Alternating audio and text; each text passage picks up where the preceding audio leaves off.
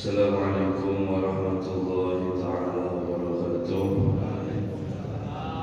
Alhamdulillahirabbil alamin wa bihi nasta'in ala umuri dunya wa din. Sallallahu ala sayyidina Muhammadin khatamin nabiyyin wa ala alihi wa sahbihi ajma'in. Subhanaka la ilma lana illa ma 'allamtana innaka antal alimul hakim. Rabbi shrah li sadri wa yassir li amri wahlul 'uqdatam min lisani yafqahu qawli. Amin. Wa la hawla wa la quwwata illa billahil aliyyil azim. Amma ba'd. Allahumma shalli wa sallim wa barik ala sayyidina Muhammadin ibni Abdillah al-qaim min huquqillah ma'al qatil farajullah. Nawaitu ta'lim wa ta'lim wa tadhakkur wa tadhkir wa nafa'a wal intifaa wal ifad wal istifadah wal hath ala tamassuk bi kitabillah wa sunnati rasulillah wa du'a ila al-huda wa dalal ala al-khair ittiba'a wajhillahi wa maradihi wa qurbihi thawaba subhanahu wa ta'ala. Qala musannif rahimahullah ta'ala wa nafa'a bihi wa bi ulumihi fid darain. Amin. Radhiyallahu ankum wa qala radhiyallahu anhu. Wa amma dzikrul qada'i wal qadari wa tadhkiri bihi inda syada'id wal balaya wal masa'ib fala ba'sa bihi wa huwa ihtijaju ala nafsi wa laysa ihtijajan laha. Alhamdulillah, hadirin hadirat rahimakumullah, kembali kita ditakdirkan oleh Allah Subhanahu wa ta'ala untuk bisa melaksanakan kewajiban apa yang diwajibkan oleh Allah dengan sholat subuh berjamaah, dan juga kita teruskan dengan sunnah Rasulullah SAW, yaitu dengan i'tikaf dan juga daripada majelis taklim ini. Mudah-mudahan Allah Subhanahu wa ta'ala terima daripada amal kita, sehingga insyaallah kita dicatat mendapatkan pahala yang sangat banyak di sisi Allah Subhanahu wa ta'ala. Amin ya rabbal alamin. Meneruskan pembahasan kita yang kemarin, yaitu tentang seseorang yang berdalil atau berargumen bahwa maksiat itu adalah sesuatu hal yang ditakdirkan oleh Allah Subhanahu wa ta'ala dengan dia mempasrahkan takdir tersebut, dan itu sama sekali tidak dibenarkan oleh Allah Subhanahu wa ta'ala, dan juga termasuk daripada sifat orang musyrikin, orang-orang yang dibenci oleh Allah Subhanahu wa ta'ala, yaitu ketika mereka melakukan kesalahan yang seharusnya mereka itu bertaubat, sadar kepada Allah, tidak, malah dia melemparkan kesalahan tersebut kepada Tuhan dengan alasan ini sudah takdir saya. Memang benar Allah Subhanahu wa ta'ala menciptakan dia, atau Allah Subhanahu wa ta'ala membuat dia maksiat, tapi di luar daripada semua itu tetap daripada kita harus bertaubat kepada Allah Subhanahu wa ta'ala. Nah, adapun orang yang menyebutkan masalah ketentuan Allah dan takdir Allah dan mengingat dengannya ketika mendapatkan daripada musibah, kesulitan atau bala, maka itu tidaklah mengapa. Wa huwa ihtijajun ala nafsi, sebab itu untuk mengingatkan dirinya. Wa laisa ihtijajan laha, bukan untuk berhujjah, beralasan, melemparkan semua tersebut kepada takdir. Artinya hadirin, orang yang kemarin kita bahas yang beralasan bahwasanya maksiat itu adalah perbuatan Tuhan. Dia merasa tidak salah, kasarannya yang salah Tuhan. Ini tidak dibenarkan sama sekali. Kemudian adapun orang yang terkena kesulitan, terkena musibah, terkena bala, kemudian dia mengingatkan dirinya daripada inilah akibat dari perbuatan seseorang, maka dengan mengingat tadi sebuah daripada bala untuk dirinya itu dibenarkan oleh syariat. Itu dibenarkan oleh syariat. Li'anna al-'abda mubtala wa musaba idza 'alima anna al-mubtaliya lahu huwa rabbuhur rahim. Karena seseorang hamba yang diuji atau mendapatkan musibah, jika dia mengetahui sesungguhnya ujian tersebut itu dari Allah Subhanahu wa ta'ala, wa annahu bidzalika bala'u sabaqa alaihi alkitab min Allah ta'ala, dan sesungguhnya dengan dia yakin tahu bahwasanya yang memberikan ujian adalah Allah, musibah tersebut sudah jauh-jauh hari telah tertulis, yaitu di Lauhil Mahfuz, di kitab Allah Subhanahu wa ta'ala. Tahaqqaqa wa aiqana anna fi dhammi dzalik lahu salahan wa khairan katsira, yang dia mentahqiq, membujurakan bahwasannya musibah tadi itu dari Allah, kemudian dia membujurakan dan dia yakin bahwasanya di dalam ujian tersebut terkandung kebaikan-kebaikan yang sangat banyak yang Allah siapkan untuk diri kita di kemudian hari. Itu tidak masalah. Dia mengingat satu peristiwa, satu kejadian, dia kaitkan dengan daripada takdirnya Allah ketika mendapatkan daripada musibah tersebut, maka tidak masalah. Yang masalah adalah orang yang melemparkan kesalahannya kepada Allah dengan berdalil takdir. Adapun orang yang mengingat musibah itu datang dari Allah, untuk mengingatkan dirinya bahwasanya ini adalah sudah takdir Allah Subhanahu wa ta'ala, maka itu dibenarkan oleh syariat dan itu akan menambahi daripada iman seseorang, sebab dia akan ridho kepada Allah Subhanahu wa ta'ala. Hadirin, kalau murid yang pintar itu ketika dia belajar, ketika dia sekolah, kemudian dia mendapatkan ujian dari gurunya, maka dia akan sabar menghadapinya, bersungguh-sungguh menjalaninya. Setelah itu ketika dia sudah lulus, maka dia akan merasakan daripada hasil dari susah payahnya. Entah dia jadi dokter, entah dia jadi pengacara, entah dia jadi lawyer, macam-macam. Entah dia jadi ustadz, jadi itu, jadi.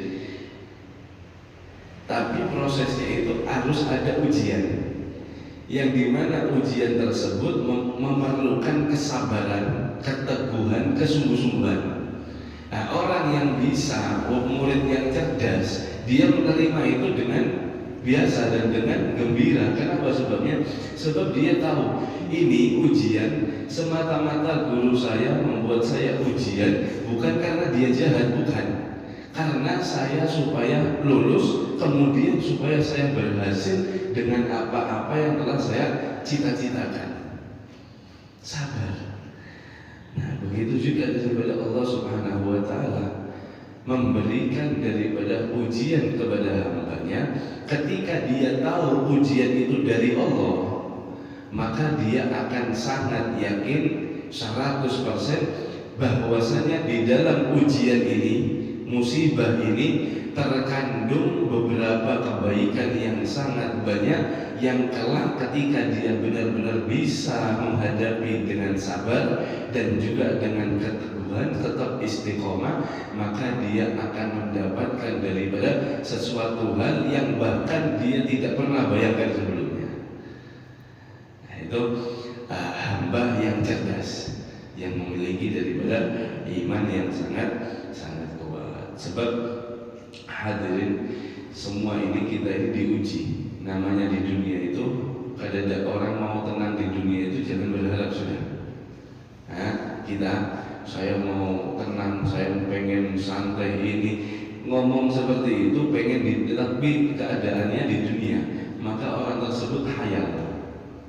Kenapa sebabnya? Sebab Allah Subhanahu wa taala menciptakan kita di dunia ini liyabluwakum ayyukum ahsanu amala, untuk kalian semua ini diuji siapa di antara kalian yang paling bagus daripada amalnya. Jadi kada kisahnya orang di dunia itu tenang, kada. Selama dia akil, selama dia punya akal, selama dia sehat, maka terus ada silih berganti daripada ujian itu datang. Yang dimana ujian itu datang bukan untuk karena Allah Subhanahu wa taala jahat kepada hambanya, bukan, karena untuk menguatkan daripada iman hamba tersebut supaya hamba tersebut berhasil daripada selamat daripada neraka, masuk ke dalam surga. Apa kata Syekh Abdul Qadir Al-Jilani? Beliau berkata, innallaha la yubla lil mu'minin liyuhlika bal yakhtabir. Sesungguhnya Allah Subhanahu wa taala tidak memberikan ujian kepada seorang mukmin untuk membinasakan, tidak. Justru Allah Subhanahu wa taala yaitu menguji mereka di dalam daripada musibah tersebut. Makanya itu perlu daripada kesabaran. Sabar itu adalah daripada kunci keselamatan kita ketika menghadapi daripada musibah apapun atau bala apapun. Dan kita tahu semua yang bergerak, semua yang diam, semua yang terjadi ini tidak lepas dari qada dan iradat Allah Subhanahu wa taala. Makanya kita yakin, oh ini saya dikasih musibah seperti ini, ya sudah, saya yakin mudah-mudahan dengan musibah ini saya diampuni dosanya, mudah-mudahan dengan musibah ini nanti saya diangkat derajatnya oleh Allah Subhanahu wa taala. Sebab ini sudah takdir, ini tidak apa-apa. Dan ini justru bagus. Sekali lagi ini justru bagus. Sebab tidak ada ceritanya orang punya derajat, orang punya makom, orang punya kedudukan tanpa ujian itu kada ada. Mustahil. Mustahil. Allah Subhanahu wa taala berfirman, fasbiru kama sabaru ulul azmi minar rusul. Kita ini punya panutan. Allah Subhanahu wa taala berfirman, sabarlah kalian. Fasbir, sabarlah kalian sebagaimana daripada kesabarannya ulul azmi minar rusul, daripada utusan-utusan Allah Subhanahu wa taala yang mereka itu mendapatkan kedudukan ulul azmi. Ulul azmi itu adalah sesuatu hal kedudukan yang sangat tinggi sekali derajatnya di sisi Allah Subhanahu wa taala, yang terdapat ada di beberapa rasul. Di antaranya Nabi Muhammad SAW, sudah pasti. Nabi Allah Musa, Nabi Allah Ibrahim, Nabi Allah Isa, itu termasuk daripada ulul azmi. Ulul azmi, Nabi terhebat, Nabi Muhammad SAW, Nabi yang sangat mulia, Nabi yang paling dicintai oleh Allah Subhanahu wa taala. Tahukah kita, beliau adalah penyandang musibah bala yang paling besar di antara yang lainnya. Bukan nyaman-nyaman hadirin. Jadi Nabi Muhammad SAW kekasih Allah. Bahkan tidak ada makhluk yang lebih Allah cintai kepada Nabi Muhammad. Musibahnya lebih besar daripada siapapun. Sebab siapa yang paling dicintai oleh Allah, ya mereka lah ujiannya yang terberat. Memang seperti itu, sunatullah sudah. Sunatullah. Dengan kesabaran tersebut, maka Nabi Muhammad SAW menjadi hamba yang sangat mulia. Dengan berbagai daripada problematika ketika melawan atau berhadapan dengan kafir Quraisy, yang Rasulullah SAW sabar selama daripada 10 tahun di Mekah. Kemudian hijrah, Nabi Muhammad pernah diboikot di lembah selama 3 tahun. Tidak ada makanan sampai dedaunan. Daun-daun itu menjadi konsumsi makanan beliau. Sampai semua daripada orang-orang yang di lembah, termasuk daripada Nabi Muhammad SAW, saking tidak ada makanan, makan daun, semua juga Nabi Muhammad SAW itu lidahnya seperti kena duri, perih, sakit, kesakitan. Kenapa? Sebenarnya keracunan tadi daun itu. Minum kadada. Nabi Muhammad pernah di pencobaan pembunuhan, pernah Nabi Muhammad SAW dilempari batu sampai berdarah, pernah diusir, sering dikatai orang gila, dikatai penyihir. Luar biasa, tidak gampang perjuangan Nabi Muhammad SAW, tapi beliau sabar. Akhirnya Allah Subhanahu Wa Taala menangkan Nabi Muhammad SAW. Nabi Allah Musa melawan daripada kerajaan yang mutlak otoriter, Fir'aun, yang semuanya daripada tunduk kepada kerajaannya. Nabi Musa seorang diri untuk daripada membela agama Allah. Sabar hadirin. Nabi Ibrahim dibakar, Nabi Isa dikejar-kejar sampai daripada mau dibunuh, mau disalib. Akhirnya oleh Allah diangkat, kemudian syubbihalahu, diserupakan dengan daripada Nabi Allah Isa. Mereka ini adalah ulul azmi yang memiliki kedudukan di sisi Allah Subhanahu Wa Taala yang sangat istimewa. Bukan nyaman-nyaman mereka itu dapatkan dengan duduk santai, banyak muridnya, orang cium tangan bolak-balik, dikawal sana, dikawal sini, keadaan dilempari batu, diludahi, diusir, diintimidasi. Itu Nabi Muhammad SAW. Ya, kalau kita melihat seperti itu, adapun kita sekarang ini sudah menikmati dakwah Nabi Muhammad SAW. Kita alhamdulillah datang ke masjid, kadang yang menghadang kita pakai parang tengah jalan, kadang lagi kadang. Kita masuk masjid diludahi, kadang alhamdulillah. Kita sholat dengan tenang, kadang yang mengganggu, alhamdulillah. Ini adalah hasil dakwah daripada beliau. Beliau ketika sholat di depan Ka'bah, apa yang dilakukan oleh Abu Jahal? Abu Jahal sudah siap bawa batu besar, kemudian daripada mau dihantamkan kepada kepala mulia Nabi Muhammad SAW.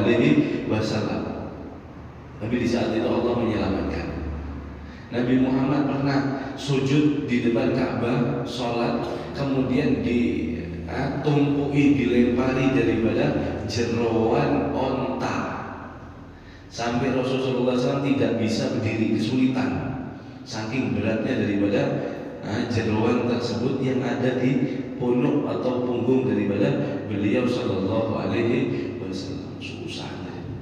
Sekarang alhamdulillah, ya itulah mereka dengan kadarnya masing-masing.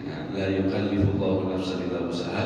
Perlu kita ketahui, Allah Subhanahu Wa Taala tidak pernah memberikan ujian kepada hambanya dengan keluar daripada batas kekuatan hamba tersebut, memaksa hamba tersebut supaya kuat, tidak pernah. La yukallifullahu nafsan illa wus'aha. Sesungguhnya Allah Subhanahu Wa Taala tidak pernah memaksa daripada hambanya, kecuali Allah meluaskan saja. Berarti apapun musibah yang kita hadapi, antara kita individu masing-masing, itu berarti kemampuan kita untuk menghadapi musibah tersebut. Jadi kadang ada cerita, saya tidak mampu, ujian saya terlalu besar. Kadang ada imannya kurang kuat, iman yang kurang kuat, bukan musibah yang sangat besar. Apa kata Sayyidina Ali? Beliau berkata, ini kata syair ya sebenarnya, jangan bilang, jangan katakan kepada Allah, aku punya masalah besar, tapi katakanlah kepada masalahmu, musibahmu, aku punya Allah yang maha besar. Paham ya? Jangan kita mengeluh kepada Allah, ya Allah musibah saya gagal, ya Allah ini, ya Allah. Jangan. Tapi bilang sama musibahmu, wahai musibah, aku punya Allah yang maha besar. Tawakal kepada Allah, insya Allah keluar daripada kesulitan dan wa ma yulaqaha illa alladhi sabaru wa ma yulaqaha illa dhu haddin 'adzim.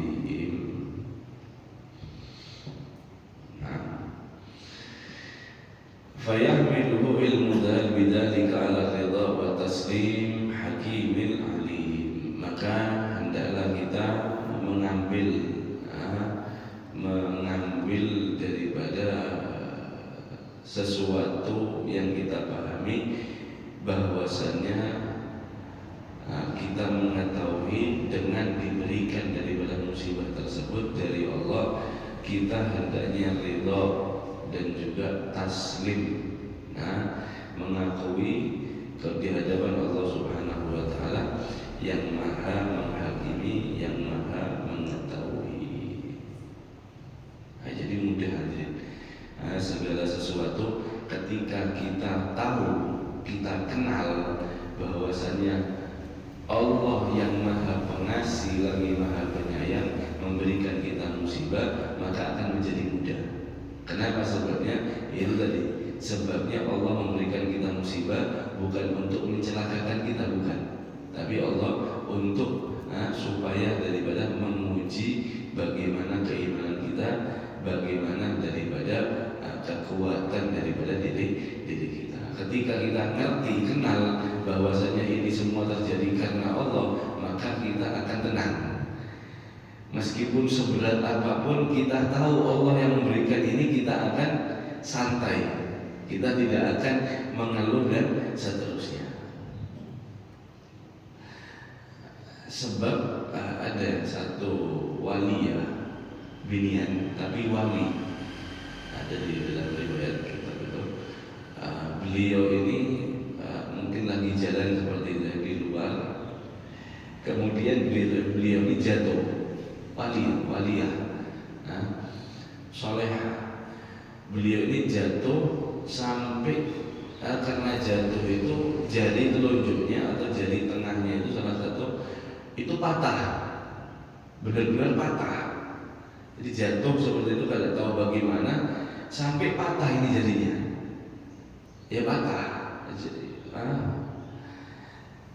Orang-orang sekitar melihat bahwasanya jadinya tersebut patah, sudah patah. Ini waliyah tadi itu bukan malah teriak atau nangis, senyum namanya. Jadi setelah jatuh patah dibawa seperti tangannya sambil senyum, senyum seperti itu, kayak tidak ada, kayak tidak ada apa-apa, bukan kesakitan, bukan apa-apa. Kemudian ditanya sama orang-orang, wahai fulana, wahai syekhah, wahai waliyah, kenapa engkau ini jarimu patah loh, kok malah senyum kamu? Bukannya kamu ini teriak atau nangis atau bagaimana, kok malah senyum kamu? Iya, kata beliau, iya, saya ini tangannya saya patah. Sakit kan? Emang gak ada sakit? Ya sakit. Loh kenapa senyum? Enggak, saya ini lagi mikirkan bagaimana saya ketika sabar mendapatkan musibah ini daripada pahala yang Allah siapkan kepada saya. Alhamdulillah, artinya saya tidak perlu banyak-banyak melakukan sesuatu hal apapun untuk mendapatkan pahala begitu besar. Karena saya jatuh, kalau saya bisa sabar dengan musibah ini, insya Allah pahala saya sangat besar di sisi Allah Subhanahu wa Ta'ala.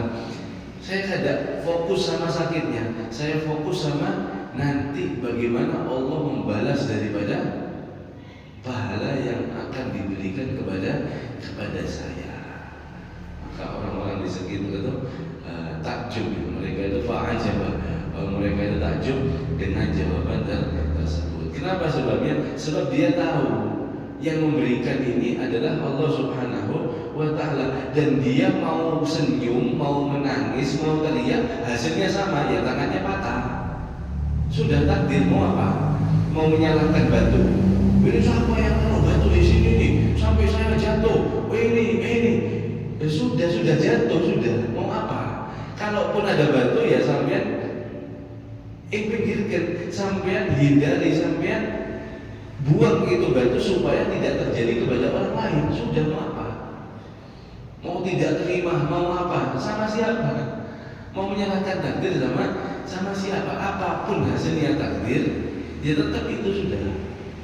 Maka di sana ada ujian tadi itu, ujian berbeda-beda. Ada orang yang tidak terima sama takdir, ada orang yang terima sama takdir, ada orang yang ridho sama takdir. Dan puncak paling tinggi adalah mereka yang ridho. Ya seperti Waliyah tadi. Dia malah daripada senyum, tidak menyalahkan siapapun, dan dia langsung menerima itu takdirnya sudah. Saya mau marah, saya mau menangis, saya mau teriak, saya mau senyum, ya semua pokoknya patah jari saya sudah. Itu yang pasti dulu sudah, yang tidak bisa dirubah. Nah, luar biasa ya. Tahu tukang ya, buruh seperti itu. Kalau kita melihat itu kan luar biasa.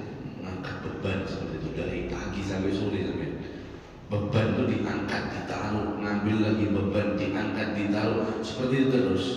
Kalau kita sekilas melihat, loh dia ini kada capek lah, seperti itu ya. Kalau kita tanyai, Pak sampai itu kada capek kan? Ya capek, jawabannya tetap capek saya. Angkat beban berat ini dan itu capek. Kenapa kok angkat beban? Jawabannya sebab daripada saya bentar lagi mulai pagi sampai sore ngangkat beban, setelah selesai nanti saya dapat upah. Nah, seperti itu ya. Akhirnya beban tadi yang berat, yang kolir, yang segala macam itu terasa ringan. Kenapa sebabnya? Sebab saya dapat upah. Terbalaskan capek saya dengan upah tadi itu, maka saya bekerja dengan semangat. Begitu juga ada persepsi keyakinan Waliyah tadi itu, yang tangannya itu patah, sakit, ya sakit, tangan patah ya sakit. Cuma dia mikir setelahnya, bukan sekarang beban yang dia pikul daripada sakit capek tersebut, tidak. Tapi dia memikirkan setelah ini, setelah saya mendapatkan musibah seperti ini, saya dapat ganjaran sangat besar di sisi Allah Subhanahu wa Ta'ala. Ya sama akhirnya, sama daripada akhirnya tersebut. Kenapa sebabnya? Sebab dia alim, dia arif, dia kenal yang memberikan ini adalah Tuhannya yang Maha Penyayang. Tidak mungkin Allah memberikan sesuatu musibah kepada orang mukmin untuk mencelakakan daripada orang tersebut, melainkan Allah mengujinya, dan ketika dia bisa dengan daripada sabar, dengan istiqomah melalui daripada ujian tersebut, Allah memberikan daripada pahala yang sangat besar di sisi Allah Subhanahu wa Ta'ala.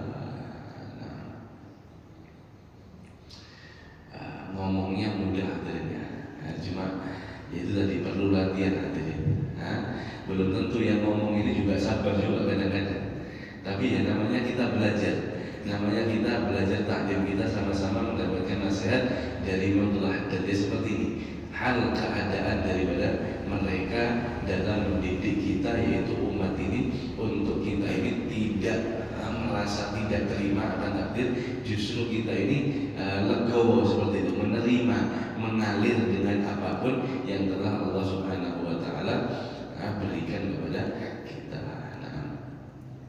Faqad wadaha wa tabayyana laka anna al-ihtijaj bil qadari inda al-amri wan nahyi mahdhur wa madhmum. Maka telah menjadi jelas, sudah menjadi terang benderang terhadap daripada kita, sesungguhnya orang yang beralasan dengan takdir ketika meninggalkan perintah dan ketika daripada melakukan larangan yang diharapkan oleh Allah, maka itu sesuatu hal yang sangat berbahaya dan tercela. Fahdharhu, maka hati-hatilah. Akan tetapi wa indal bala'a wa musaiba nafi. Akan tetapi orang yang memiliki persepsi keyakinan bahwasannya ketika datang bala dan musibah itu diingat-ingat untuk dia menerima musibah tersebut, itu adalah sesuatu hal yang bermanfaat daripada takdir tersebut. Walakin liman yaqil anillahi ta'ala. Tapi ini orang-orang, hanya orang-orang pilihan yang diberikan pemahaman oleh Allah Subhanahu wa ta'ala. Qala Allah Ta'ala, Allah berfirman, ma asaba min musibatin fil ardi wala fi anfusikum illa fi kitabin min qabli an nabra'aha. Tidak ada satu musibah dari musibah pun yang datang di dalam bumi ini, di atas bumi ini, seperti bencana, tsunami, kebakaran, banjir, gempa bumi, wala fi anfusikum, juga terhadap diri kalian, sakit, kesusahan, kelaparan dan seterusnya, illa fi kitab, semuanya kecuali ada tertulis di kitab Allah fil lauhil mahfuz fil azali, bahari sudah di azali, sudah tercatat semuanya. Min qabli an nabra'aha, sebelumnya Allah Subhanahu wa taala menunaikan, sudah ada catatannya. Kalau bahasa kita itu sudah ada programnya, tinggal berjalan saja. Programnya semua itu sudah ada, jam segini, hari ini, terus programnya antara kita masing-masing itu sudah ada di lauhil mahfuz, sudah terprogram, tinggal terjalani saja. Tinggal terjalani saja. Inna dzalika 'ala Allah yasir, dan itu di sisi Allah sangat mudah sekali, gampang sekali mengatur seperti itu. Tidak ada yang sulit. Untuk apa Allah beritahu seperti ini? Likaila ta'sau 'ala ma fatakum wa la tafrahu bima atakum. Tujuan Allah memberitahu seperti ini adalah supaya kita tidak terlalu sedih dengan apa-apa yang terlewatkan di dalam kehidupan kita, dan kita tidak terlalu senang sampai salah tingkah ketika mendapatkan daripada kebahagiaan atau nikmat dari Allah Subhanahu wa ta'ala. Wallahu la yuhibbu kulla mukhtalin fakhur. Sesungguhnya Allah Subhanahu wa ta'ala tidak menyukai daripada orang mereka yang congkak dan orang yang sombong. Supaya tetap tawadhu hadirin. Jadi apa yang terlewatkan oleh diri kita jangan terlalu sedih, sudah itu takdir sudah. Loh, saya padahal sudah ini, sudah itu, antisipasi supaya tidak rugi, kok masih rugi? Sudah takdir sudah. Antisipasi selesai, wajib kita antisipasi. Tapi kalau sudah terjadi seperti itu, ya sudah takdir sudah. Jangan terlalu sedih dengan apa yang terlewatkan dalam kehidupan kita, dan jangan terlalu senang. Walhamdulillah, saking senangnya sampai salah tingkah, lupa kepada Allah, foya-foya, dirinya sombong, merasa bahwa dirinya mampu melakukan ini semua, sampai tidak melibatkan Allah terhadap nikmat tersebut. Akhirnya dia tersesat. Jadi semuanya itu biasa saja kata Allah. Terkena musibah santai aja, dapat nikmat santai aja. Itu semua ada di kitab saya, azali bahari sudah ada. Kamu hanya menjalani saja. Kemudian bagaimana ekspresi kamu ketika sabar mendapatkan musibah, ketika sabar mendapatkan nikmat, sudah itu saja. Jadi tinggal sabar, syukur, sabar, syukur. Sampai kapan? Ya sampai habis umur kita di kitab azali tadi. Ketika kita bisa melewati benar-benar, maka insya Allah kita keluar dunia dalam keadaan Allah Subhanahu wa Ta'ala ridha, meninggalkan kesan di dunia sangat baik kepada keluarga kita dan juga anak-anak keturunan kita, sehingga insya Allah daripada mendapatkan syafaat Nabi Muhammad Sallallahu Alaihi Wasallam. Mudah-mudahan kita diberikan ilmu yang bermanfaat, diberikan amal soleh, diberikan hidayah oleh Allah Subhanahu wa Ta'ala, sehingga mudah kita mengikuti daripada sunnah-sunnah syariat Nabi Muhammad Sallallahu Alaihi Wasallam, sehingga insya Allah kita dan keluarga kita dijadikan orang-orang yang selamat dunia dan akhirat. Amin ya rabbal alamin. La ilaha illallah al-mawjud fi kulli zaman, la ilaha illallah al-ma'bud fi kulli makan, la ilaha illallah al-madhkur fi kulli lisan, la ilaha illallah al-ma'ruf bil ihsan, la ilaha illallah qabla yawmin huwa fi shan, la ilaha illallah alaman min zawalil iman wa min fitnati syaitan ya karim al-ihsan kambat alaina min ihsan ihsan al-qadim ya hannan ya mannan ya rahim ya rahman ya ghafur ya ghafar ighfir lana warhamna wa anta khairur rahimin rabbi manfa'na bima 'allamtana wa 'allimna ma yanfa'una wa zidna ilma. Sallallahu alaihi sayyidina Muhammadin wa alihi wasallam. Alhamdulillah ya rabbil alamin. Al-Fatihah.